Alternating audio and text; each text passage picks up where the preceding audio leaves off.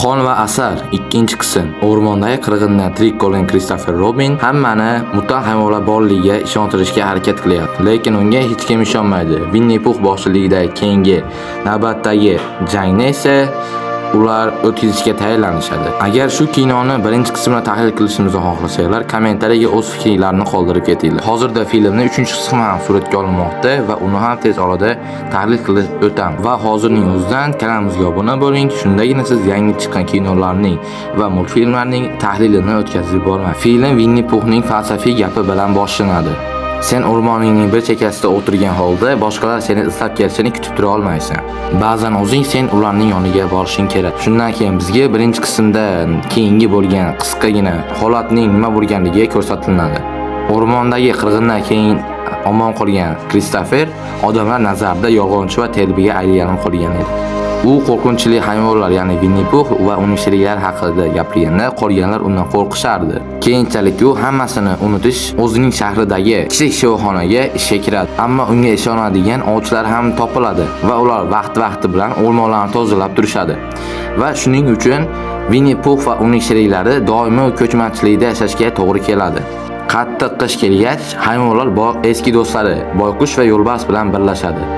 Shundan keyingi kadr o'rmon ichida turgan furgonga ko'chadi. Furgon ichida bizga 3 ta qiz jin chaqirish marosimini o'tkazayotganini ko'rsatiladi. Tashqarida shovqinlar eshitiladi. Bu mehmonlarni xush ko'rmagan Winnie va Boyqush ularni yo'q qilish payiga tushadi.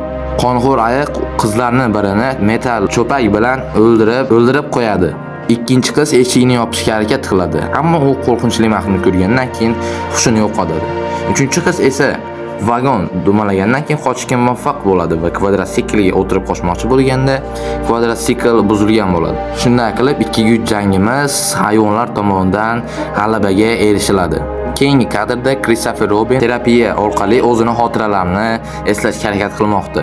O'rmon ichida 3 qasoskor ovchi hayvonlardan qasos olish uchun ularni qidirib yurmoqda. Shu paytda Boyqush Winniega hamma narsani tashlab, o'zlari shaharga ketish kerakligini aytdi. Ovchilar cho'chqani topishdi va uni boshiga o't ochishmoqchi bo'lishdi. Ammo shu bilan birgalikda tezda Winnie Pooh ham paydo bo'ldi. Ovchilarni Winnie Pooh shafqatsizlarcha o'ldiradi. Lekin ulardan biri qattiq jarohat bilan qochadi. Tongga yaqin ovchini odamlar ushlab olib, unga shifo beradi va Kristofer Robin ishlayotgan shifoxonaga olib borishadi. Keyingi terapiya vaqtida Kristofer Robin Winnie Pooh bilan ilk uchrashuvini eslashga muvaffaq bo'ladi va boshida ham Winnie Pooh juda ham bir yaxshi hayvonga o'xshamasdi. Shunchaki Kristofer Robinning aqliy muammosi tufayli shunda ko'ringan edi.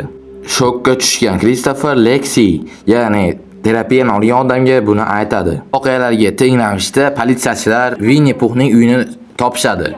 U yerda bir qancha uyilib yotgan odam bo'laklarini, odam a'zolarini topishga muvaffaq bo'lishadi.